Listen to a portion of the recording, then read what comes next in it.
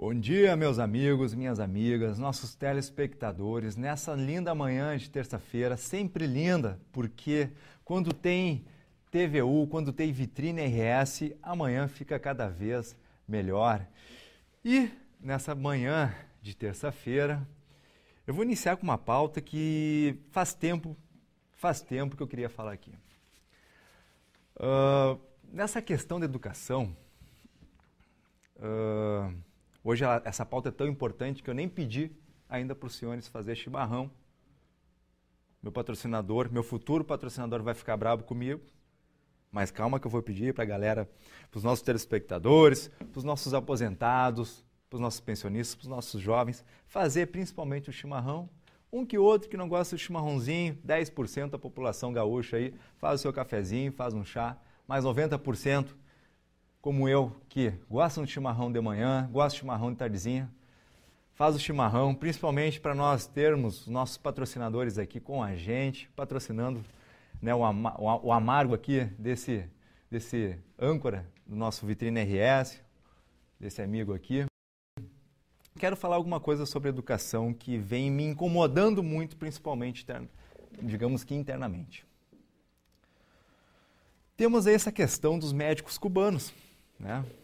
Tem médico cubano não sei da onde, vai para não sei o quê, porque vai melhorar a população carente, porque falta médico, porque os médicos não querem atender os pobres. Vem com esse discurso aí, vem com esse discurso para nós, não só nós gaúchos, mas todo o Brasil. Porém, o que eu pergunto e que está acontecendo hoje aqui na nossa URGS, vem da base ao que eu vou falar. O que falta mesmo aqui para o nosso Rio Grande do Sul,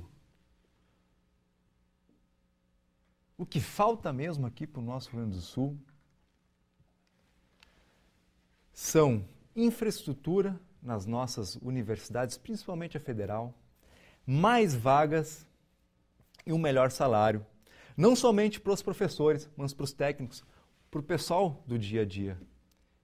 E por isso que está novamente a nossa faculdade federal aqui. Aliás, todas as faculdades federais do Brasil estão em greve, os técnicos, porque não tem reajuste salarial, nem inflacionário. Os alunos reivindicam segurança, reivindicam estrutura, reivindicam mais professores, reivindicam um aumento na bolsa. Então fica difícil realmente, né, termos médicos e qualquer outra profissão, né, mas principalmente essa questão dos médicos. Ora, trazer cubano, tia, vai aumentar o salário dos médicos aqui, dos professores, vai botar mais professor, aumenta o número de vagas. A faculdade mais concorrida do Rio Grande do Sul é medicina. Aumenta as vagas, vai sobrar médico no Brasil. Só aumenta. São quase 100 pessoas por vaga em todo o Rio Grande do Sul. Aumenta o número de vagas que acaba essa baderna de não ter médico, de vir com esse discurso que não tem, né? Que falta médicos, que não querem atender os pobres. Claro que falta, não tem vaga. É meia dúzia de vaga para todo o Rio Grande do Sul. É um baixo salário para os professores. E aí fica essa questão de trazer médico cubano, que muitos estão vindo e estão fugindo. Porque o senhor sabe quanto que ganha um médico lá em Cuba? O senhor, a senhora, ganha $40 por mês. Não ganha R$100 por mês um médico cubano. Com certeza. Muitas vezes eles estão vindo, alguns, e já aconteceu que eles estão vindo aqui para o Brasil para usar como trampolim para ir para os Estados Unidos. Sair de lá, porque lá é difícil sair. Lá eles têm uma desculpa para vir legalmente para sair do país. Porque muitas vezes tem que ir de barco, enfrentar lá os desertos ali, fazer uma maracutaia, um risco de vida altíssimo para poder fugir de Cuba. A realidade de Cuba é totalmente diferente, né, da nossa daqui. Então lá um médico ganha R$100 por mês e com certeza eles vão querer vir para cá, dão um tempero como já está acontecendo e estão indo para os Estados Unidos, estão usando só o Brasil como trampolim para sair daquele país que vive até hoje em ditadura.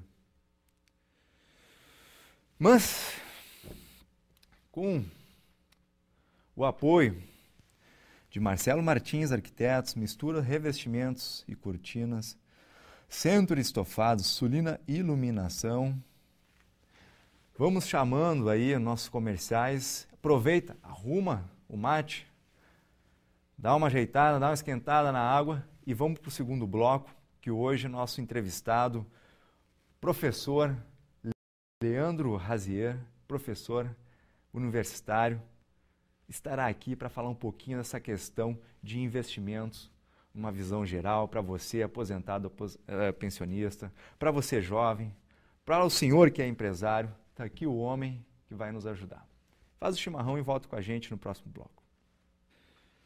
Bom dia para os nossos telespectadores que sempre estão toda terça e quinta às 10 da manhã com a gente aqui na TV Urbana, canal 11 da NET 55, UHF.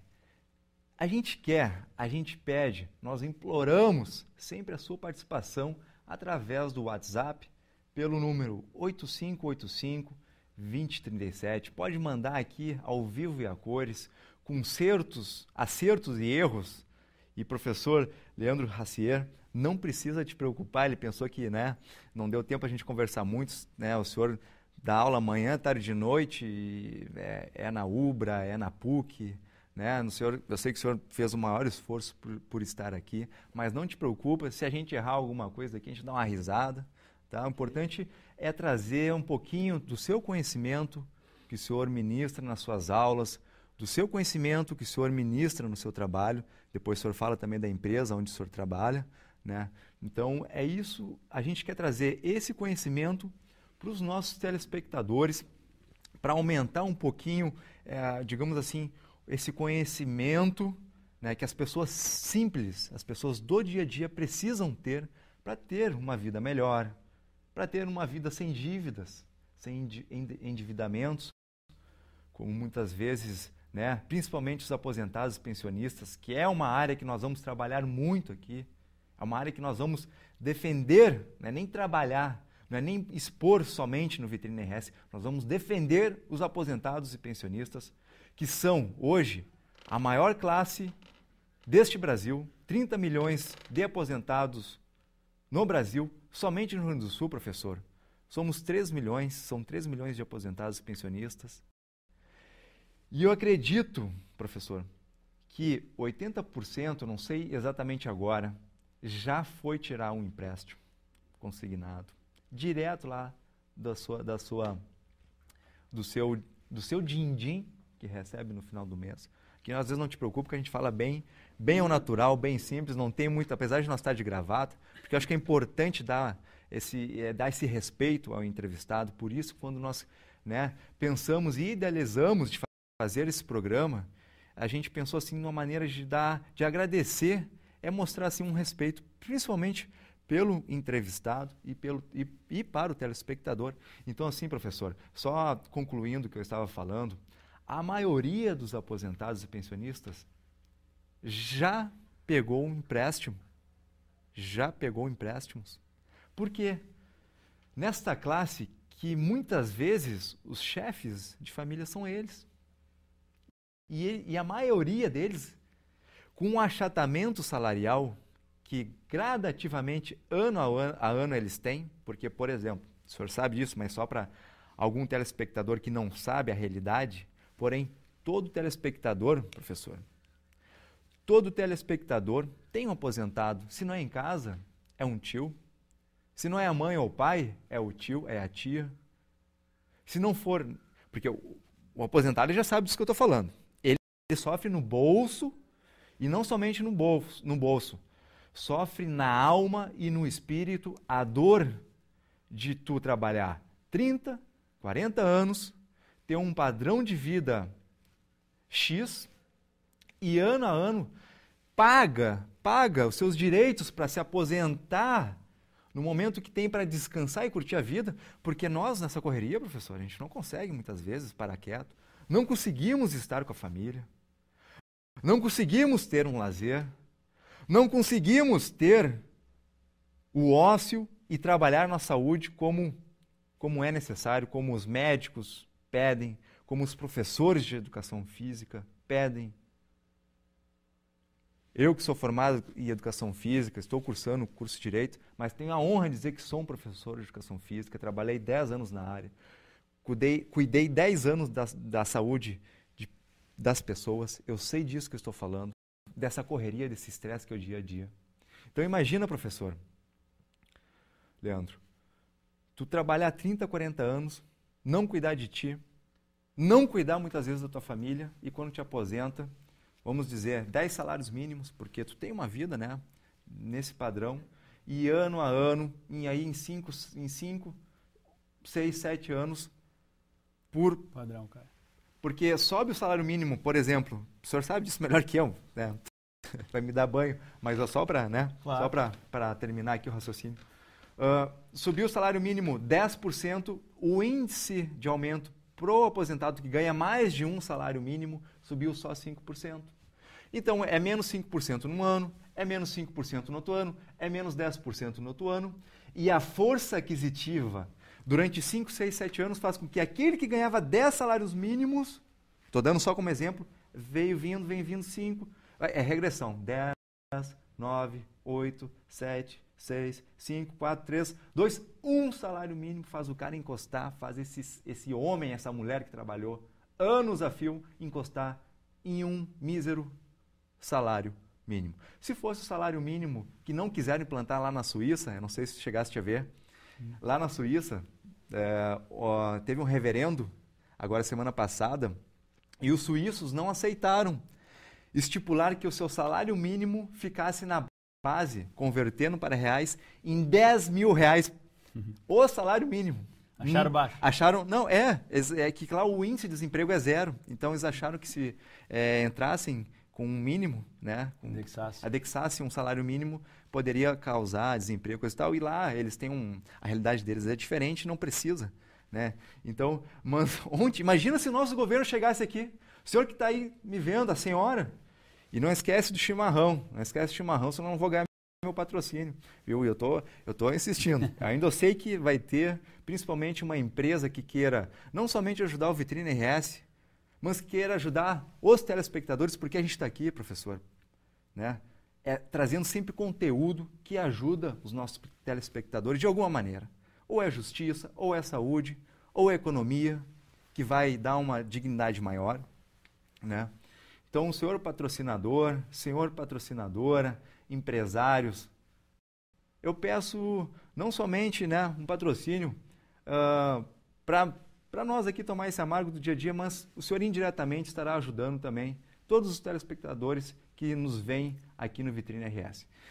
Então, voltando, imagina, professor, chegar lá, a presidenta Dilma, irei fazer um referendo aqui no Brasil e vamos estipular o mínimo em 10 mil reais por mês. O mínimo, tia, não é palhaçada, não é brincadeira, eu estou falando sério, saiu em grandes jornais ontem, está essa matéria que eu estou falando hoje, então o que a gente fala aqui é embasado, né?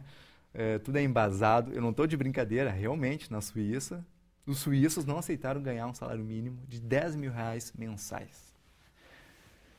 E aí, voltando agora nos aposentados, imagina um cara 10, 9, 8, chegou lá num salário mínimo, somatiza doença, ou seja, tem que comprar remédio. Somatiza que muitas vezes os filhos abandonam esses pais e eles já não podem trabalhar, pegar um emprego maior. Então eles muitas vezes até são processados quando o filho não paga uma pensão. Até isso sobra para eles. Daí eu quero chegar com esse discurso todo. Lá. O aposentado é obrigado a pegar um empréstimo. E aí que o entrevistado hoje é o senhor, não é eu. Aí entra o senhor professor, né? Bom, deixa eu até queria pegar um gancho teu aí, porque, na realidade, quando tu fala do salário do aposentado, e até retomando um pouquinho da história, né? Getúlio Vargas pensou nisso há um bom tempo atrás, em 1954, e quando foi que ele implantou, na realidade, a consolidação das leis do trabalho, né? A CLT. E a ideia do Getúlio era justamente essa, era que quando foi implantada a consolidação das leis do trabalho, lá, da lei do trabalhador, a CLT, né? A ideia era justamente essa, era que o brasileiro digno, né, que com 20 anos, por exemplo, começa a trabalhar, que ao longo de 35 anos da sua vida, dedicado aí ao país, dedicando seus esforços para produzir para o país, para gerar renda, para gerar tributos, para gerar serviços, enfim, né? Que nada mais justo que ele com 55 na época, né? Então o cara entra com 20, começa a trabalhar com 20, 35 anos de tempo de serviço, com 55, ele permanecesse com o mesmo salário aí que tu está falando, com o mesmo poder de compra que ele tinha enquanto estava na ativa, ou seja, trabalhando. Essa era a ideia, né? O que o Getúlio Vargas, na realidade, acho que não contava, na realidade, é que com o passar do tempo, pegando esse teu gancho aí, na realidade, do salário do aposentado, algumas coisas iriam acontecer. Uma delas era que o fundo, que seria esse, o INSS, deveria ser separado, falando já em finanças também, né? Deveria ser um fundo separado, aquela contribuição que a gente dá todo mês, deveria ter um fundo separado para que aquele dinheiro ficasse guardado para então, quando o Rodrigo entrar na sua aposentadoria, joia, então ele vai receber daquele fundo ali e matematicamente aquilo ia dar para realmente dar uma qualidade de vida boa para ele, mantendo o mesmo padrão salarial. O que aconteceu? Primeiro, esse dinheiro não está lá. Esse dinheiro entrou no bolo, nos cofres públicos do governo, e aí precisa tirar como se fosse uma receita a mais, e aí bota no meio dos custos, então esse dinheiro saiu. Primeiro ponto. Segundo, a expectativa de vida do brasileiro aumentou durante esse período também. Então, antes, a expectativa de vida era em torno de 60 anos. Então, o cidadão trabalhava dos 20 até os 55, morria com 60 e estamos conversados, dava para pagar essa conta. A expectativa de vida aumentou, hoje está em 74, 75 anos. Então, o governo também não contava com isso. E aí, então, só para pegar o gancho, na verdade, entrou, os salários dos aposentados acabaram entrando nesse bolo, e ainda nós temos um reajuste, que aí tu fala que do salário dos aposentados, diferente do reajuste do salário mínimo normal, né, de quem está na ativa. Isso, com o passar do tempo, vai fazendo com que o salário do aposentado perca o poder de compra, né? Então vai ficando essa defasagem aí. E quando tu vê, tu falar assim, contribuir sobre 10 salários mínimos, e eu não estou ganhando 10 salários mínimos, estou ganhando 2 salários mínimos. Né? É a realidade. E isso leva para o problema financeiro, que eu acho que a gente vai começar a conversar aqui, justamente, e agora, como é que eu faço? Eu tenho um filho, eu tenho um irmão, ou eu moro com alguém, ou vou ajudar na casa de alguém, né? Como é que eu faço para pagar isso se meu dinheiro não chega e eu acabo tomando empréstimos, etc, etc. Mas, até depois, professor, eu quero algumas dicas para essa questão de algum aposentado, né? Mas a introdução hoje do nosso Vitrine RS, eu estava falando das dificuldades. Eu sou da história que é o seguinte: o homem não pode servir a dois senhores. Então, se tu tem uma posição, tu tens que falar. E a minha posição, eu sou contrário à vinda dos cubanos, tá, aqui para o Brasil. Mas por que eu sou contrário? Não é porque eu sou mau e não quero que, né, as pessoas de baixa renda não tenham médico. Pelo contrário. Eu sou a favor que tenham, e tenham em dobro, em triplo, em quádruplo, tá? Se nossas universidades federais de todo o Brasil aumentassem o número de vagas, se pagassem salários dignos, se o dinheiro que é posto lá, 2 bilhões, como foi para aquela refinaria, fosse investido em reforma das universidades, entendeu? Eu acho que nós teríamos o quíntuplo, o sextuplo de médicos no Brasil que hoje tem, que é a maior justificativa, que é o maior, digamos, embasamento para trazer cubano, que na verdade, o que está acontecendo? Muitos cubanos vêm aqui, pegam um trampolim e porque lá eles ganham $40 por mês lá em Cuba, vêm para cá e se tocam para os Estados Unidos. A ideia é sair de Cuba. Sair de Cuba, porque os R$5.000, professor, é aí que está o detalhe, senhor, telespectador, senhora, os R$5.000 que eles falam que irão pagar esses médicos, não vai para o bolso do médico, vai lá para o governo, volta para Cuba, e Cuba dá 1.500, parece R$1.500. Aí imagina agora, aí olha só, nós saímos, tu quer desatolar uma coisa e atola mais. Aí o Cuba manda R$1.500 para os caras aqui, não sei se dá isso. Pro cara, e geralmente esse médico eles mandam para uma área mais difícil acesso. Os 5.000 não vai para o bolso do cubano. Sim, e aí como é que tu vai ter um profissional com vontade de trabalhar, principalmente nessa área da saúde que precisa atenção, que o Brasil está carente. Hoje um médico atende 30 em 1 minuto. Nesse momento precisa de realmente um médico motivado, ganhando 1.500 para trabalhar manhã, tarde e noite. Aí não tem condições.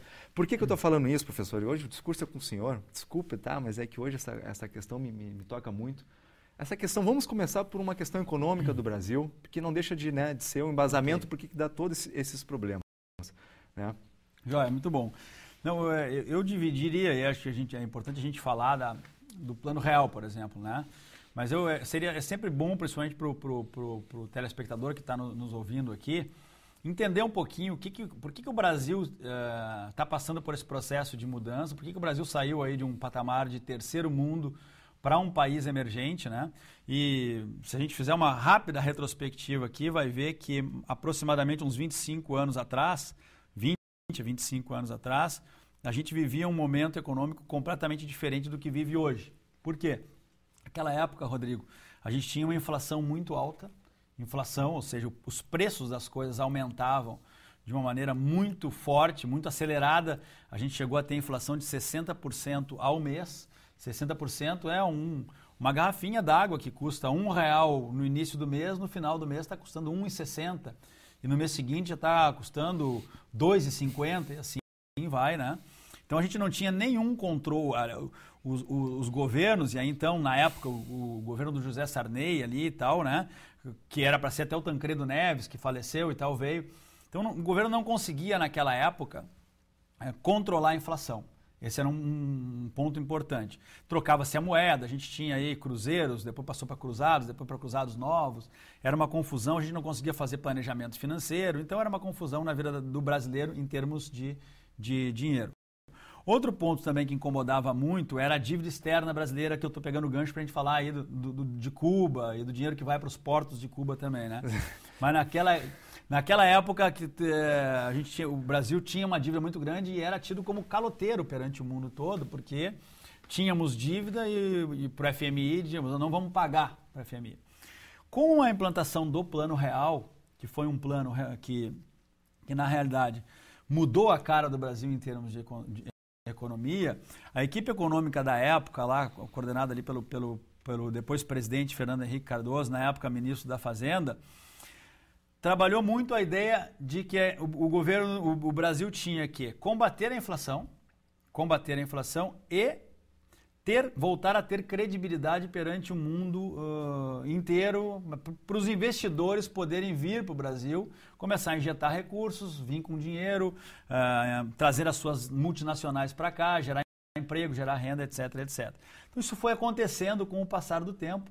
Os 8 primeiros, os 2 mandatos do Fernando Henrique Cardoso trabalharam em cima disso. Se voltou a ter a credibilidade em termos de mercado internacional. Então, os investidores lá de fora começaram a ver no Brasil uma potência, quem sabe, né? Até mesmo uma potência mundial para vir aqui. Os investidores eles procuram sempre países que têm potencial de crescimento, não países que já estão estabilizados, como Japão, Alemanha, etc, etc. Então, bom, vamos investir aqui. E então, no primeiro mandato, para fazer uma retrospectiva aqui econômica e depois entrar nos indicadores, esse foi o legado que o governo Fernando Henrique Cardoso, digamos assim, trouxe para o Brasil. A implantação do Plano Real, a estabilidade econômica, a possibilidade do brasileiro saber que ele vai ganhar X por mês e que aquele dinheiro não vai desvalorizar com o passar do tempo. Depois nós tivemos aí o governo Lula assumindo, e o Lula, na realidade, quando surpreende a todos, quando de repente se achou que o Lula fosse zerar todo aquele plano e partir para uma nova política de governo. E o Lula surpreendeu a nação como um todo, mantendo o plano e dando sequência ao plano do Fernando Henrique Cardoso, na época do PSDB. Não estou querendo entrar no mérito político da questão, mas dando sequência. Sim. Então o PT surpreende a todos dando sequência. O Lula, claro que bota um pouco da sua cara nessa história, né? Um pouco mais popular, digamos assim, mas levou muita sorte também a partir do momento que praticamente em 8 anos de mandato nós não tivemos crises mundiais. Nenhuma crise mundial forte, assim como nós tivemos no finzinho do governo dele, a crise nos Estados Unidos e depois a crise na Europa. Isso fez com que o plano real pudesse ser implantado. E aí a gente passa por um processo aí de bonança, digamos assim. O Brasil começa a ser um país emergente, etc, etc. Chimarrão aqui. Muito bem. Só que no finzinho do governo Lula, houve uma empolgação, digamos assim, do governo e o gasto público começou a ser muito alto. E aí, então, a gente começa a entrar num fator que era o seguinte, a gente passou muito tempo sem ter aumento salarial compatível com o aumento dos preços. No governo Lula, foi o contrário. O aumento do salário, ele era muito maior do que o aumento da inflação. Isso foi dando poder aquisitivo para as pessoas. As pessoas foram começando a comprar, ter capacidade de compra, né? Só que isso, por um outro lado, complica um pouco a economia, porque o governo, e aí tocando de novo nos aposentados, o governo precisa, para pagar esses salários mais altos, ter mais receita. E ter mais receita significa ter mais produção, que até aconteceu, mais produção, mais impostos, porque o país não consegue ter receita própria, a não ser através dos seus impostos. Então o governo começa a aumentar a carga tributária, começa a tirar algum dinheiro e aí sim mexer um pouco nos aposentados lá, ou seja, entra para não no dinheiro dos aposentados, mas entra para a receita. E agora nós estamos passando por um processo em termos de economia, que é o governo gastou demais, a Dilma não está conseguindo controlar isso, a gente está vendo que a inflação ela está voltando devagarinho, mas está, não é 60% ao mês como a gente tinha antes, mas o governo está perdendo um pouquinho o controle dessa inflação, os preços estão subindo. Com o boom do mercado imobiliário, se gerou muito emprego no Brasil, muito emprego, mas um emprego lá na construção civil, que daqui a pouco, se estabilizar um pouquinho o mercado de construção civil, essas pessoas vão ficar desempregadas, né? Então, isso pode gerar um problema seguinte. Reforma previdenciária, isso sim, tu sabe muito melhor do que eu, a gente não vê uma perspectiva muito forte para beneficiar os aposentados, pelo contrário, na realidade, a gente cada vez mais vê e enxerga para as novas gerações, né? Para as tuas gerações, para os teus filhos, para os nossos filhos, na realidade, provavelmente vai ganhar menos do que um salário mínimo se ganhar lá de aposentado. Para quem já irá se aposentar agora, hoje, o problema é hoje já. Já estourou. Já estourou. E essa questão assim do fundo, que é interessante também, que o governo quis fazer aqui, e por uma rapidez do deputado Lucas Redecker, que botou uma emenda no projeto de lei, queriam pegar, se eu não me engano, 1 bilhão e 300, que é o fundo dos aposentados da CE, e botar nesse fundo único também. Sim.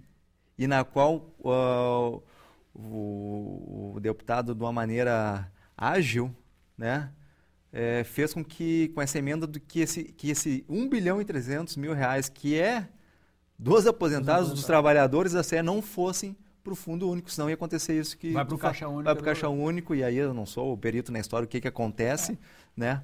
Mas e hoje encontra-se, até saiu também, faz 1, 2 semanas, saiu alguma coisa nos jornais, aqui nos maiores jornais do Estado, em relação a esse valor que o Tribunal de Contas ainda não foi, né? Ainda não está, esse dinheiro não está, digamos que, judicialmente em uma conta para até que as coisas se...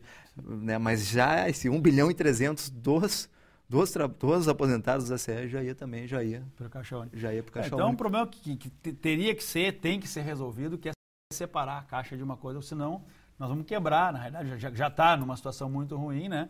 Então é um problema sério, porque a expectativa de vida também vai aumentando com o passar do tempo, né?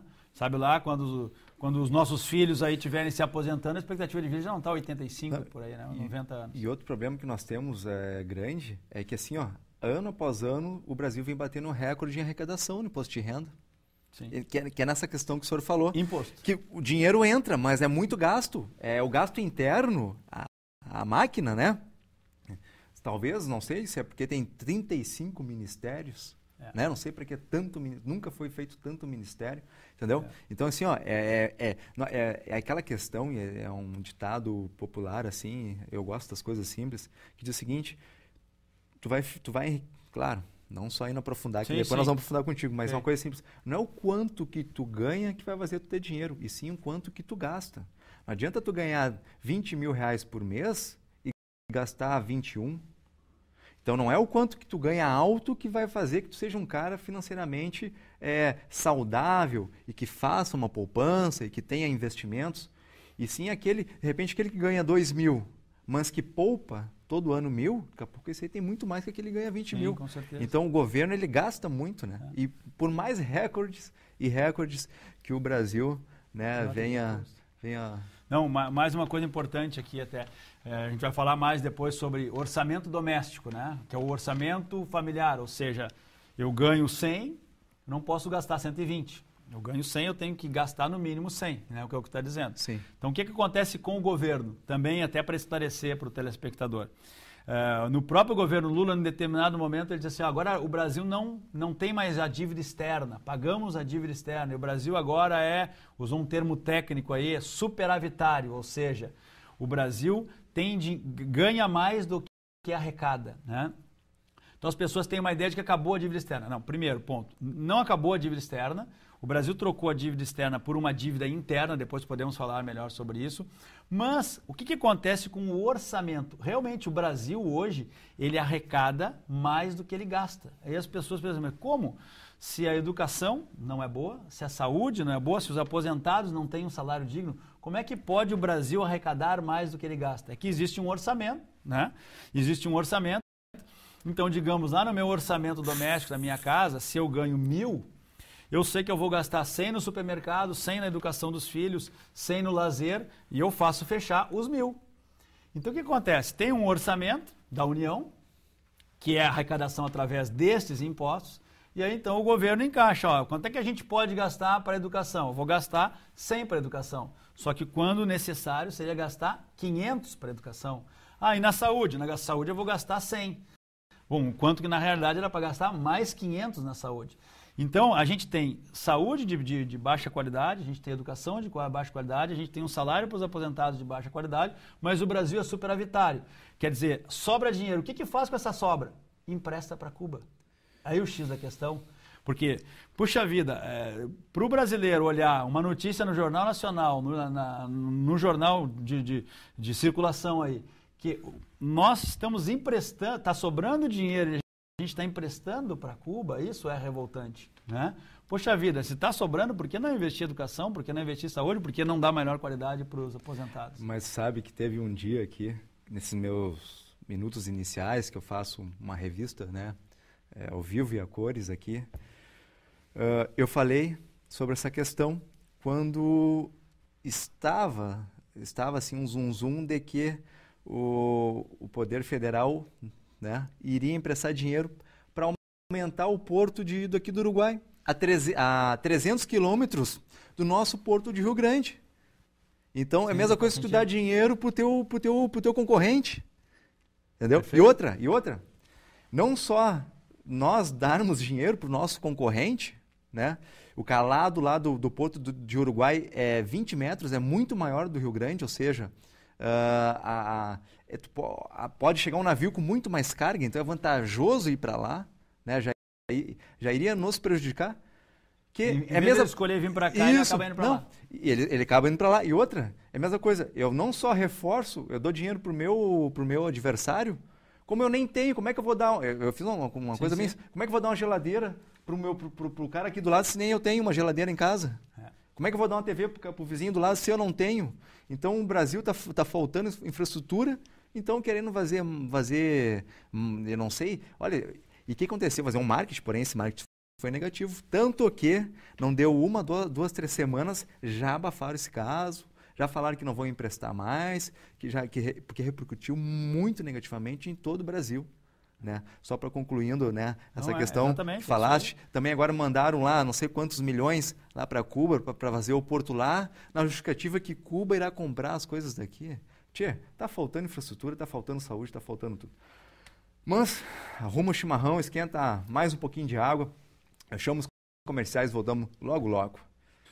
Dando prosseguimento aqui com o nosso professor Leandro Razier, professor da Faculdade Luterana do Brasil, a UBRA, da nossa PUC também, mais conhecida, né? A PUC, né, professor? E com um apoio, que sem apoio nessa vida nós não chegamos a lugar nenhum. É verdade. Né? E uma vez eu falei aqui também que é o seguinte, quando a gente chega no topo da pirâmide, professor, para a gente brilhar lá em cima, lá no topo, a gente tem que saber que tem uma base de pessoas embaixo da gente que nos apoiaram, que nos apoiam, que continuam nos apoiando e que a gente não pode esquecer dessas pessoas. Então, eu falo isso porque aqui no programa Vitrine RS nós temos apoios também. A base da pirâmide. Né, a base da pirâmide. Então a gente tem que reconhecer e fazemos questão, né, para que esse programa brilhe, para que esse programa esteja aqui dando essas informações para você, telespectador, telespectadora, jovem, aposentado, trabalhador, que está nos acompanhando pelo Facebook, né? Temos o apoio Marcelo Martins, Arquitetos, que fez esse grande cenário aqui, professor. Bonito. Bonito, né? Bonito.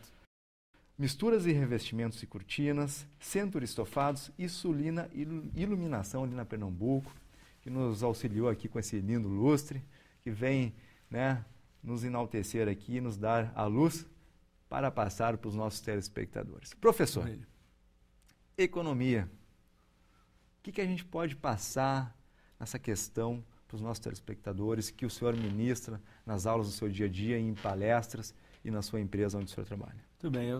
Na verdade, eu trabalho muito com a ideia de educação financeira, né, Rodrigo? Primeiro, que eu acho que é a base de tudo. Eu defendo muito a ideia de que um dia a gente possa ter educação financeira na escola. Isso seria ótimo. Normalmente as pessoas acabam discutindo educação financeira ou aprendendo a lidar com o seu dinheiro em casa, através do exemplo dos pais, através do exemplo dos tios, avós, etc. Ontem estava saindo lá da PUC e uma professora me disse assim, pô, professor, eu não sei como é que pode, as pessoas não sabem lidar com o dinheiro, estão sempre aí muito endividados, né? Eu aprendi com o meu pai, diz ela, que sempre me disse o seguinte, que a gente não deve gastar tudo que a gente ganha, basta economizar um pouquinho se consegue ter planejamento financeiro para o resto da vida e tal. Então ela estava tocando a experiência dela. E casualmente eu estava também conversando com ela a respeito, assim, mas nem todas as famílias, elas têm exemplos de boa educação financeira, né? Muitas vezes o exemplo que se vê na própria família é estar correndo atrás da máquina o tempo todo. Para poder adquirir as coisas, ter que fazer um financiamento, ter que parcelar isso em várias vezes. Ela diz assim, eu compro todas as minhas coisas à vista, ok? Mas nem sempre isso é possível, né? Mas isso vem, então, de uma educação financeira, de um exemplo familiar, de um livro que eu leio, daqui a pouco isso acaba me clareando as ideias, digamos assim, né? Mas eu sou daquelas pessoas que acho que as escolas deveriam trabalhar isso desde a base, desde a educação, ensino fundamental. Aliás, a gente até aprende a lidar isso, Rodrigo. Tu deve lembrar do teu tempo de colégio lá. Na primeira, quarta série, quando a gente está aprendendo matemática ou alguma coisa assim, normalmente as escolas nos colocam lá num mercadinho ou coisa parecida, a gente acaba sabendo a contar dinheiro, a dar troco. E parou por ali. Depois a gente passa da quinta à oitava sem ver absolutamente nada disso. A gente vê matemática, vê física, vê biologia, vê um monte de coisa, mas não vê educação financeira. A mesma coisa no ensino médio, não se vê isso. E às vezes se vê na faculdade ou não. Tu mesmo está fazendo direito, não vai ter nenhuma disciplina no direito que fale sobre educação financeira. Eu me formei em engenharia e fiz toda a faculdade na Universidade Federal de Engenheiro e tal, sabia calcular vigas e pilares e dimensionar peças e fazer projetos arquitetônicos, porém, a minha preocupação foi, na hora de me formar, depois que eu estava me formando, como é que eu cobro? Eu não sabia cobrar. Para te ver o que é uma lacuna que a própria universidade, tu não sabe cobrar. Então, tu vai te formar em direito, como é que tu cobra pelo teu serviço? Ou então, a gente não foi treinado a isso. Então, eu acho que Educação financeira é um ponto a ser estudado, né? As nossas escolas poderiam trabalhar isso, e as pessoas, então, não têm educação financeira. O que é educação financeira, na realidade? Educação financeira é saber lidar com o dinheiro. Saber lidar com o dinheiro de uma maneira saudável, porque também não podemos ir nos extremos. O que a gente tem, às vezes, é muitos extremos. Primeiro, aquelas pessoas que gastam, fazem dívidas e depois, então, acabam enrolados, porque essas dívidas se tornam quase impagáveis. Ou, então, temos aquelas outras pessoas que guardam e depois não conseguem gastar. Certamente na tua família tem, na minha família tem, famílias de conhecidos tem. Aquelas pessoas que ao longo da vida vão guardando, deixam de viver, deixam de curtir a vida, guardam, daqui a pouco chegam lá com 60, 70, 80 anos e não aproveitaram a vida, tem patrimônio e não conseguem se desfazer desse patrimônio. Então, educação financeira é saber lidar com dinheiro, com equilíbrio. A gente só vai ter 30 anos uma vez na vida, a gente só vai ter 40 uma vez na vida, só vai ter 20, então tu tem que saber gastar o dinheiro, tu tem que saber dosar isso. Mas pensando que, voltei para os aposentados, um dia, esse dinheiro, a tua renda que vem pelo trabalho, pela nossa condição do Brasil, ela vai diminuir, que é o que acontece com os aposentados hoje. Então é importante tu ter um pé de meia, ter uma organização financeira, ter um planejamento, para que se esse salário vai diminuir lá no final, é importante que a gente tire de algum lugar. Ou é de um imóvel que eu investi, comprei e estou recebendo uma renda de aluguel, ou é de um plano de previdência complementar que a gente fez, está complementando a renda, ou é uma caderneta de poupança que eu deixei lá para poder complementar o meu salário. Enfim, né? É poder me organizar e pensar que a gente tem toda a vida pela frente e é importante ter equilíbrio nesse sentido. Então, esse é um assunto que eu lido durante o dia a dia. Pois é, acho muito importante. É interessante, assim, que já desde ali, eu não sei como é que o ensino fundamental no meu tempo era o segundo grau. Segundo grau. O primeiro grau e segundo grau, né? Hoje é ensino fundamental séries iniciais, que é a primeira a quarta série. Sim. Ensino fundamentais séries finais, que é de quinta a oitava, e agora tem o 9º ano. E ensino médio, que é o terceiro. Eu acho até interessante, uma hora trazer aqui pedagogos, pedagogas, né? E trabalhar essa questão, se não desde lá do início, ludicamente, entendeu? De uma maneira de, né? Se eu ganho 1 pirulito e gasto, sabe, uma coisa assim, eu ganho 5 pirulitos e consumo tantos, alguma maneira inicial, assim, que tu possa já começar a trabalhar essa questão da organização e harmonização financeira. Maneira, e os pedagogos é que tem que dizer o como, porém, e conforme, né, tu vai subindo, segundo grau, séries, como é que é o segundo grau hoje? Ensino médio. Ensino médio, tu já ter aulas, ter classes sobre essa questão, né, até mesmo de empreendedorismo. Empreendedorismo. Olha só, o cara não tem nada nas séries iniciais sobre isso. Não tem nada ali nos séries finais. Não tem nada na faculdade. Claro que vai chegar numa hora lá, o cara não vai saber, às vezes, fazer bons investimentos, não vai ter uma organização do seu dia a dia e acaba estourando o orçamento e acaba andando nesse reviravolta de estar sempre nessa correria do dia a dia. Até o cálculo dos juros a gente não sabe calcular, entendeu? No dia a dia. Tu tem dificuldade, às vezes, de calcular juros. Agora, interessante nessa questão dos juros é que hoje está refletindo uma coisa que lá atrás, as pessoas, classe C, se diz classe D, né? Compravam em tantas vezes, 20 vezes, em 10 vezes, né? E não perguntavam os juros. Sim. E os juros, muitas vezes, se tu deixa de pagar naquele mês, quando tu for pagar outro, não é um juro de 1% ao mês. Se não me engano, 5, 6, 7. Exatamente. O que acontece? E hoje a maioria das pessoas está endividada. O que poderia falar sobre isso? Ótimo gancho.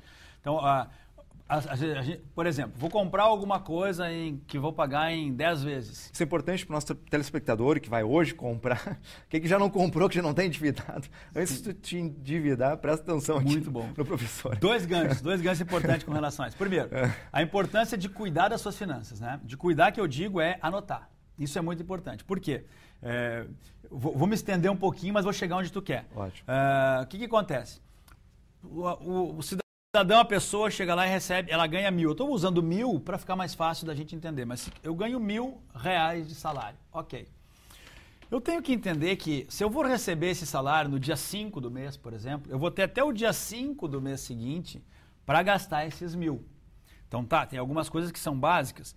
Supermercado, luz, água, telefone, uma mensalidade de um filho ou até mesmo sua, de faculdade, ou coisa parecida.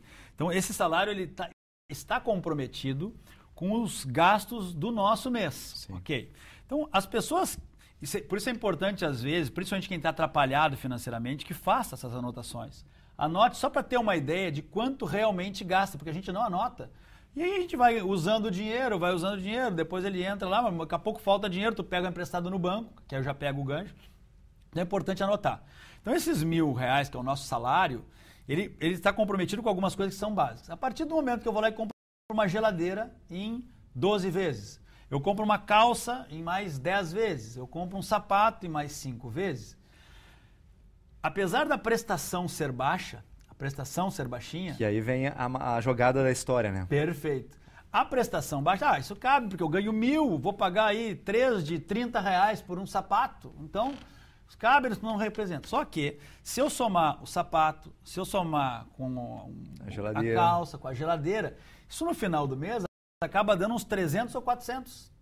Joia, o meu salário de 1.000, que antes eu praticamente utilizava ele inteiro com os meus gastos do dia a dia, eu tenho desses 1.000, 300, 400 comprometido com dívidas, que a gente pensa que não é dívida, mas é dívida, que é as parcelas que eu tenho para pagar isso tudo que eu falei. Carro, principalmente. Perfeito. Carro. Tu compra em 24 vezes, em 36 vezes. Muito bem, já abrimos para falar uma coisa importante do carro, que são os gastos fantasmas, é legal a gente falar sobre isso. Mas então tu comprometeu lá, daqui a pouco, 30%, 40% do teu salário com dívidas, de coisas que não estavam no teu orçamento doméstico. Isso vai faltar. Quando chegar aí pelo dia 25, quando tu vê, tu não tem mais os 1.000. O que tu faz? Aí tu vai lá no banco e pega dinheiro emprestado, utilizando o cheque especial ou fazendo um empréstimo consignado, aí, já que estamos falando para alguns, para os telespectadores aposentados, empréstimos para aposentados, né? Que tem uma taxinha um pouquinho melhor, mas o que é essa taxinha um pouquinho melhor? É 2%, é 3% ao mês. E aí, para as pessoas terem uma ideia do que representa 2% ao mês, 3% ao mês, dentro daquela ideia que falou do juros sobre juros, porque é uma bola de neve. Se eu não pagar aquilo, vai embutir juros, e os juros ele vai ficando acumulado, é juros sobre juros, juros sobre juros. Então, um financiamento que tem uma taxa de 3% ao mês, Rodrigo, dentro dos juros sobre juros, lá no final do ano, ele representa aproximadamente 90% ao ano. As pessoas fazem a seguinte conta, são 12 meses no ano, 3 vezes 12 dá 36. Como é juros sobre juros, isso chega a bater 80% a 90% ao ano. Para a gente ter uma ideia, a caderneta de poupança, se eu botar meu dinheiro lá na caderneta de poupança, deixar ele aplicado, ele vai render 6% no ano. 6% no ano? No ano, é o que ele rende. E o empréstimo? Vai a 90% ao ano. É essa a proporção. Eu tenho que pagar 90%. Ao ano, exato. Assim, vamos botar matemática. Se eu estou devendo 1.000, eu acabo tendo que pagar 1.900. Se eu botar 1.000 na caderneta de poupança, eu ganho 1.060 de juros. Apliquei 1.000 na caderneta de poupança. No final do ano, eu tenho 1.060. Eu ganho 60 de juros.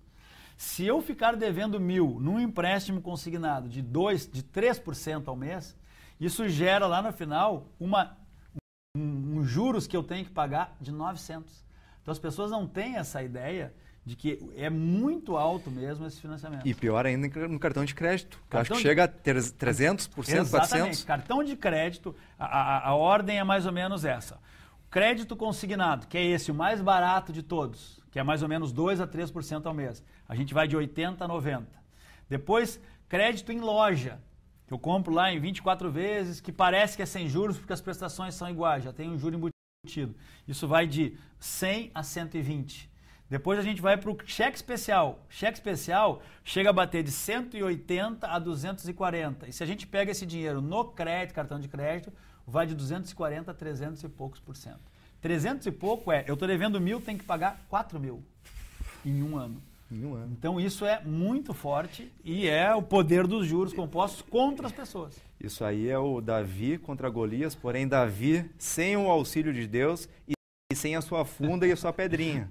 É o Davi magrinho, que foi lutar contra Golias, um gladiador experiente, com escudo, com machado, com lança, e Golias lá, porém, sem Deus e sem... né? Eu estou fazendo só uma analogia aqui, até para nós brincar um pouco, né?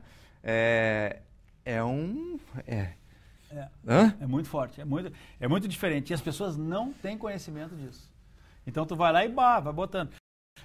É muito importante nos catálogos, às vezes, das lojas, quando a gente vai comprar algum eletrodoméstico, tu olhar no ladinho, que tem em algum momento, ou lá no rodapé desse catálogo, quanto é o juros embutido. E aí a gente vai ver que esse juros embutido vai variar de 3% a 5% ao mês.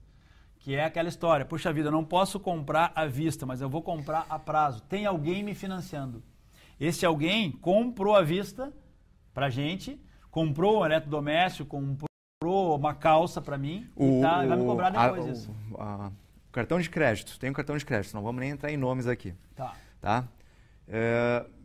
Chega que é o que acontece, chega lá uma cartinha, o senhor tem 3 mil por mês, né? Como meu tirinho é curto, né? Sim.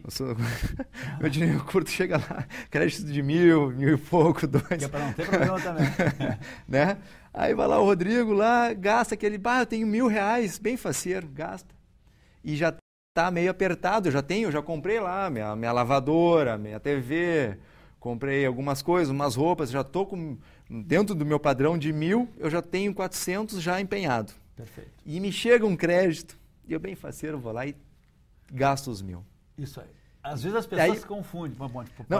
Desculpa. Aí então tu fica... Aí sim, aí tu acaba de entrar numa areia movediça e nunca mais sai.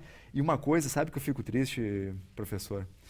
Como vereador, assim, o vereador muitas vezes ele é um psicólogo, ele é um advogado, ele é um médico. E não é uma nem duas vezes que chega o pessoal lá pegando empréstimo para pagar outro empréstimo, e daquele empréstimo pega outro, e essa pessoa, principalmente uma pessoa mais humilde, essa pessoa não dorme mais. Porque ela pega empréstimo para pagar empréstimo, para pagar empréstimo, e entra nessa bola de neve.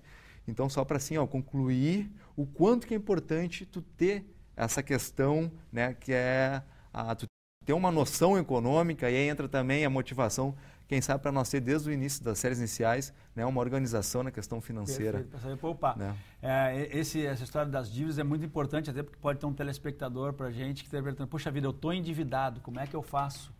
Como é que eu faço para melhorar a minha situação? Né? O primeiro, o ideal é ir tentando fazer menos dívida possível. Se tu já está endividado, vai pagando aos poucos a tua dívida, não aumenta a tua condição de endividado, ou seja, dá uma segurada no orçamento até aliviar. Esse é um ponto. Segundo, às vezes a dívida que se tem ela é muito alta, os juros é muito alto. Então daqui a pouco eu estou devendo, peguei dinheiro, estou usando o cartão de crédito, para usar o teu exemplo. Poxa vida, o juro do cartão de crédito é em torno de 7, 8 a 9% ao mês. Vale a pena tu conversar com o teu gerente de banco, pedir um empréstimo financeiro pessoal, né? Depende de cada banco, como é que cada banco trabalha, o nome desse empréstimo lá, né? Mas pegar um crédito pessoal, que a taxa é mais baixa. Então daqui a pouco eu estou devendo 1.000 no cheque especial, ou lá no cartão de crédito. Vale a pena eu ir no banco, pegar os 1.000 emprestados do banco por uma taxa menor, de 2, quitar o cartão de crédito, terminar com aquela dívida que está me gerando essa bola de neve, e aí eu continuo endividado, porém, a uma taxa menor. Professor, mais uma vez, porque assim, é isso, o resolver o problema, esse é o remédio, né? É um remédio para nós sanar essa questão. Então, eu tenho 1.000. Eu gastei os 1.000 do cartão de crédito. Só um exemplo para ancorar bem. Eu gastei os 1.000, não estou conseguindo pagar os 1.000 e tenho 10% ao mês de juros.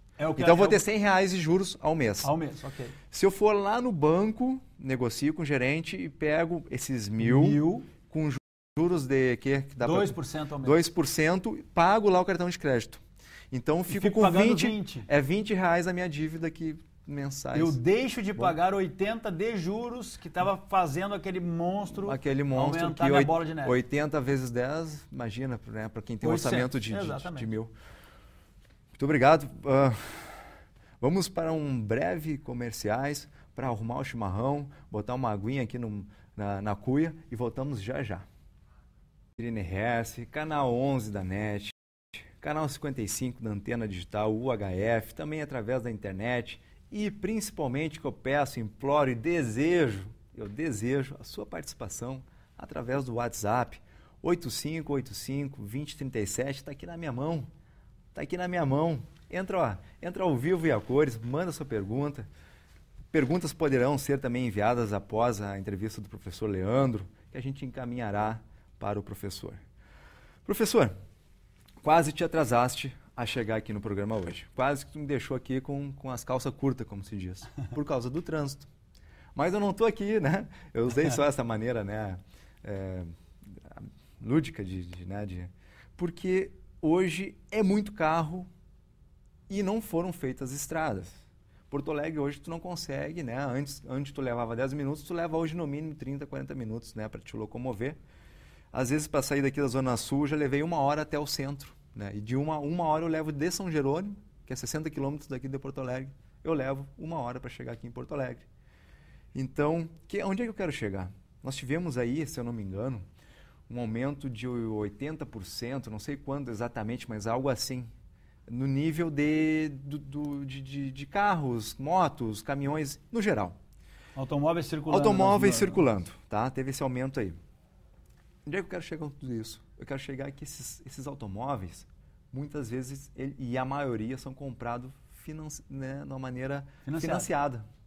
Qual é o impacto para uma pessoa que financia um carro? Qual é o impacto da pessoa ter um carro dentro da sua gestão financeira? Muito bom. Eu digo o seguinte, carro é bom, é confortável, né? Nos dá mobilidade, nem tanto mais, né? A gente conseguia chegar mais rápido antes quando tinha de carro, nos dá conforto e tal, etc, etc. Mas dentro das finanças pessoais, comprar um carro gera um impacto bastante significativo. O que é bastante significativo? Vamos trabalhar com números aqui, né? Eu posso comprar um carro à vista, seria a melhor maneira de comprar esse carro, guardar dinheiro e comprar o carro, de maneira que eu não faça dívida para comprar o carro. Fiz uma poupança, me organizo, não estou precisando do carro agora, vou precisar daqui a 1 ano, me organizo para comprar esse carro, guardo o dinheiro e compro à vista. Esse é o correto. Esse é o correto. Por quê? Porque eu não tenho dívida com o carro. Porque o carro, quando ele entra nas nossas vidas, eles nos geram alguns gastos fantasmas, que eu chamo. O que é gasto fantasma? É gasto que aparece e nos assusta. Por isso a ideia do gasto fantasma. Eu sei que, de repente, lá na minha casa, eu tenho supermercado, eu tenho lazer, eu tenho meu cineminha, isso está dentro do previsto. Quando eu não tenho carro e começo a ter um carro, vai me aparecer gastos como combustível, que eu não tinha, eu vou gastar a gasolina. Vai me aparecer gastos como estacionamento, e as pessoas às vezes não dão tanta bola para o estacionamento, mas em qualquer lugar que tu vá, principalmente nas grandes capitais, Porto Alegre, ou tu vai dar para alguém que vai, um guardador de carro que vai ter, ou tu vai parar no shopping e vai pagar 5, 6 reais, ou tu vai para uma balada à noite, tu vai pagar, deixar no estacionamento, tu vai pagar 10, 15, 20 reais, ou tu vai para um estádio de futebol e tu paga, então estacionamento pesa no bolso, então tu vai ter combustível que tu não tinha, estacionamento que tu não tinha, tu vai pagar IPVA, tu vai pagar multa, tu vai pagar pedágio.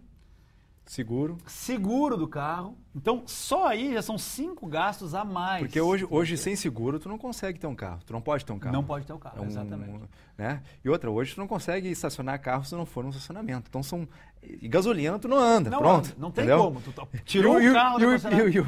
E o IPVA... Também tu não Então são coisas obrigatórias, não tem como fugir disso. Exatamente. Não tem. Então tu imagina o seguinte, Rodrigo, esses gastos aí, dependendo do carro que eu tenho... Fora as trocas de óleo, manutenção, lavagem, revisões, lavagem. Lavar, exatamente. Então, se tu botar isso no papel, eu escrevi um livro que chama-se Conquiste a Sua Liberdade Financeira. Acabei esquecendo o livro aqui para mostrar, mas Conquiste a Sua Liberdade Financeira. Num dos capítulos eu coloco justamente no papel.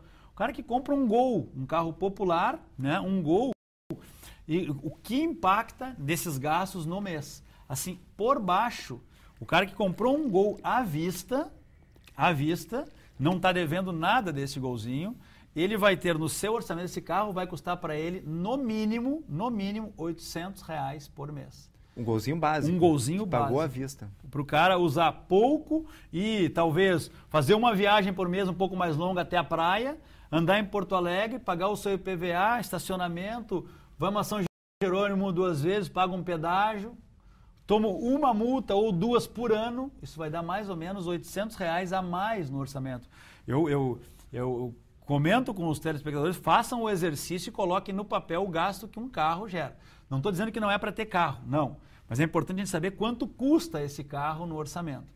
Bom, isso se tu comprar o carro à vista. Se tu somar isso aqui, que tu comprou um carro financiado, que a parcela desse financiamento é R$700 por mês, esse teu gasto já vai para 1.500.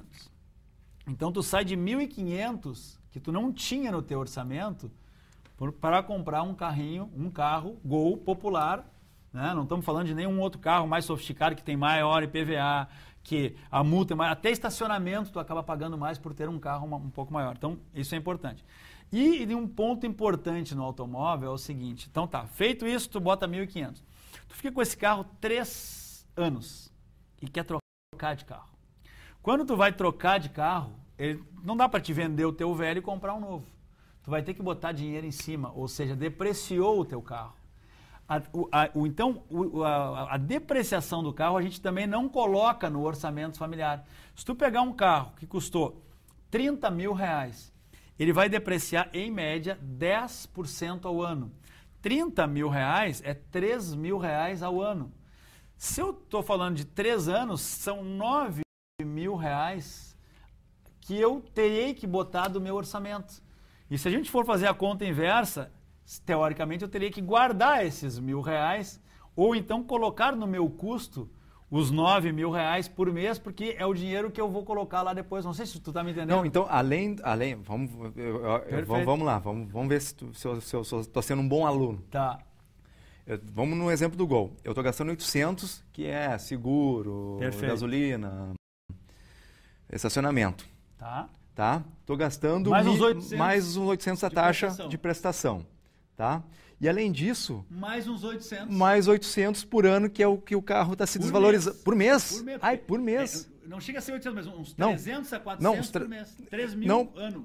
3 mil, se o carro é 30 mil, é 3 mil ano. Então, dividido por 12. Né? 300 pila por aí. Então, e ainda ponho mais 300, que é a depreciação do carro. Perfeito. Que as pessoas não colocam no orçamento da depreciação. Então, na verdade, o carro, ele...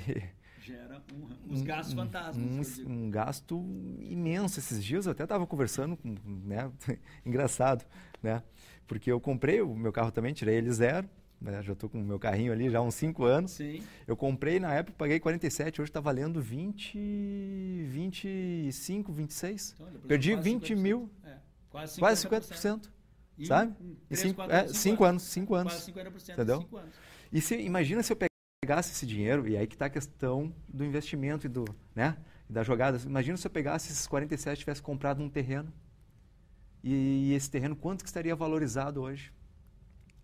A gente não quer dizer que não tenha que ter carro. A gente não quer dizer, né, professor? Claro. Só que assim, por que a gente está falando isso e estamos transparecendo, botando na vitrine? Botando na vitrine da TV, botando aqui no vitrine RS. Por quê? Porque a gente não quer que o senhor devolva depois o carro. Né? O senhor, a senhora, jovens, principalmente a juventude, né? O cara se emociona, vou comprar um carro, quero dar a gatinha, aquela história toda. Mas daqui a pouco ali na frente tem que devolver o carro porque não consegue pagar. Não é 1, nem 2, nem 3. Hoje é a realidade, a grande realidade do Brasil, infelizmente, porque falta somente, né? Se tivesse visto o Vitrine RS, talvez, ou feito uma palestra, uma aula do professor Leandro, né? Ou comprado o livro, qual é o nome do livro? Conquiste sua liberdade financeira. Conquiste sua liberdade financeira, eu tenho certeza que não teria esse problema. Vamos, professor, Deixa eu fazer um gancho aqui. Antes do comercial, vai lá. Uma dica para os jovens, né? Nós passamos já por essa fase, né? Quando tu acha? É muito... Não, eu sou jovem. Não é essa que eu vou falar. Não é de ser jovem. Essa fase que eu digo é assim, de ter um carro com 20 anos. De ter um carro com 20 anos. Por quê? O que acontece? Me acho, pelo menos. Não, somos todos jovens. Poxa, tem muita vida pela frente. Nós dois somos jovens. Isso aí. Pelo menos o espírito né? A carequinha já tá vindo, a entradinha, né? A carequinha tá vindo, o cabelinho perdido branco, mas somos jovens, peraí. Mas o que eu digo é o seguinte, os jovens, eles têm essa ansiedade por ter o carro. Poxa, é aquela história, festa, uma gatinha aqui e tal. Mas tu tem que negociar com teu pai, com a tua mãe, nesse momento, o carro. Porque botar um carro a mais na família é complicado. Imagina que às vezes o pai tem um carro, a mãe tem um carro, aí eu comprei um carro para o filho. São 3 carros. Tu multiplica todos esses gastos por 3. Então, pô, pai, mãe, filho, dá para negociar isso. E se o cara quer fazer uma poupança, é uma boa oportunidade. Usa o carro da mãe, usa o carro do pai até onde der. Até onde der, negocia. Por quê? Pô, utiliza essa grana que tu ia ganhar do carro para fazer um investimento, fazer um pé de meia, ou até mesmo para investir nos teus estudos, para fazer um estágio fora, para fazer um intercâmbio no exterior, eu sei lá. E utiliza por mais 1 ou 2 anos o carro da mãe, o carro do pai. Enquanto tu tá morando em casa com os pais, não tem porquê, né, tu não negociar com o pai ou com a mãe o carro. Então, é uma dica que eu dou. Negocia com os pais por um tempinho um pouco maior. Utiliza esse dinheiro, talvez, que o pai ou que a mãe ia te dar para comprar o carro, para investir em ti mesmo, no teu conhecimento, no teu crescimento, até mesmo numa experiência de um estágio fora que vai te qualificar, né? E tu também está ajudando, aí, além disso, a cidade de modo geral, porque é um carro a menos que vai para as ruas, né? E complicar a situação. E o teu orçamento a gente fica um pouco mais enxuto. Era uma dica que eu queria dar aí para os Ótima dica, ótima dica. Usar então, um pouquinho mais. É VaptVupt, já voltamos. Voltando nessa linda manhã de terça-feira aqui no Vitrine RS. Obrigado pela sua colaboração. Qual será a sua colaboração? Só nos assistir. É a única que a gente pede. Claro, e um desejo que eu tenho é a sua participação através do WhatsApp 8585-2037. Professor Leandro, alguma coisa que a gente possa transparecer nessa questão de poupança, CDBs, que é importante os nossos espectadores terem conhecimento? Muito bom, a gente falou bastante em dívida, em organização financeira, né? Mas digamos assim, o produto final de uma boa organização financeira é o investimento, é a poupança, né? De modo geral. Primeiro, conceito de poupança. Poupança é o ato de poupar. A gente pode poupar de várias maneiras. Eu posso poupar num cofre, peguei dinheiro, não vou gastar esse dinheiro, boto num cofre, posso botar embaixo do colchão, como os antigos faziam, né? Esse dia saiu até no Globo Repórter um cidadão que poupou durante 10 anos da vida dele, foi guardando dinheiro e na casa dele, só que pegou toda essa parte de mudança de moeda, desvalorizou tudo, perdeu toda a sua poupança. Então é importante que a gente poupe remunerando o nosso capital. Então tu tem alternativas de investimentos, né? Vou investir o meu dinheiro, vou remunerar o meu dinheiro. Então, a maneira mais tradicional hoje é a caderneta de poupança. As pessoas colocam o dinheiro na caderneta de poupança. Outra maneira que também os bancos nos oferecem são os CDBs. Mas além da caderneta de poupança e dos CDBs, a gente tem várias outras alternativas de poupança. Como, por exemplo, fundos de investimentos, que as pessoas não conhecem muito, mas que são alternativas muito mais rentáveis que as cadernetas de poupanças e que os CDBs. Tu tem hoje uns produtos que os próprios bancos já estão oferecendo, que é LCI, LCA, letra de crédito do agronegócio, letra de crédito imobiliário. São produtos financeiros que as instituições estão oferecendo para os seus clientes, que são bem mais interessantes. Hoje, só usando o exemplo, professor, assim, então se eu tenho R$1.000, tá? Tá. Quanto que por mês eu vou ganhar botando esses R$1.000 numa poupança? Ótimo. A poupança hoje é a que rende menos.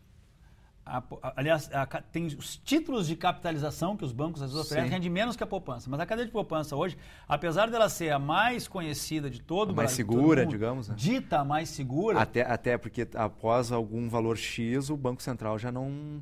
Né, não garante mais. Não garante o fundo garantidor de crédito. Isso, se um banco venha a quebrar. Né? Agora, isso facilitou bastante, porque o fundo garantidor de crédito é de até R$250 mil. Então, isso dá uma tranquilidade para o investidor fazer a sua poupança, né? Que coloca o dinheiro lá na cadeia de poupança ou no CDB, até R$250 mil o Banco Central garante. Até R$250 mil por CPF, por instituição financeira. Se eu tiver R$500 mil num banco A e esse banco A quebrar, o fundo garantidor de crédito garante só até 250. Então, a importância, às vezes, de diversificar. Se eu tenho mais de R$250 mil, coloque em 2 cadernetas de poupança de bancos diferentes, que é para justamente... sendo em bancos diferentes, aí fica resguardado. Fica resguardado. 250 por instituição financeira, por banco. Né? Então, isso é bom. Então, hoje, tenho R$1.000. Vou fazer por ano, tá? Para a gente poder ter uma ideia no ano. Isso. R$1.000 vai me dar, na caderneta de poupança, R$6 de juros. Para aí. Vamos parar. Para tudo. 60 reais. 60 reais. 60 reais de juros no ano, eu ia botar no mês. 60 reais no ano, que é 6% ao ano de remuneração. Se eu for colocar num CDB, eu vou ganhar 70 reais por ano de juros. Que dá o quê? Dá aproximadamente 0,7% ao mês. Vamos agora para o mês. Vamos para o mês. A caderneta de poupança. Como a gente vai ficar mais fácil, né? Perfeito. A caderneta de poupança me rende mais ou menos 0,5% ao mês. Ao mês, do que eu botar lá. 0,5% ao mês. O CDB? 0,7% ao mês. E essas outras do agronegócio? Muito bem, aí é que vem interessante. A peculiaridade, a caderneta de poupança eu não pago imposto de renda sobre o ganho. O CDB eu pago imposto de renda pelo ganho. Então aqui esse 0,7 eu tenho que descontar imposto de renda que vai dar um pouquinho mais do que 0,5 na caderneta de poupança. Certo. LCA e LCI já estão me dando 0,7, 0,8 livre de imposto de renda. Livre de imposto. Melhor alternativa. O CDB é 0,8, mas com o imposto. Com imposto. Então, aí o imposto são quantos por cento? Mais ou menos 20% de imposto de renda. Então, isso vai baixar para quanto a CDB limpo? 0,6. Digamos, 0,6. Vai chegar quase lá na poupança. Quase na poupança. Muito importante a gente quando for comprar, investir num CDB, fazer essa conta para ver se não está perdendo para a poupança. Então, tem que fazer esse comparativo.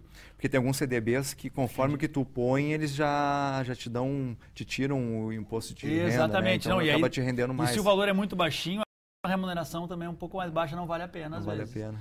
Então, na hierarquia, assim, ó, Rodrigo, mais baixo, caderneta de poupança, depois o CDB, depois os LCAs e LCIs. Que geram quanto por mês? 0,7 a 0,8 limpo. Né? Tá. E depois tem alguns fundos de investimento, chamado fundos de investimento multimercado. Podemos fazer um outro programa para falar sobre fundos de investimentos, por exemplo. Né?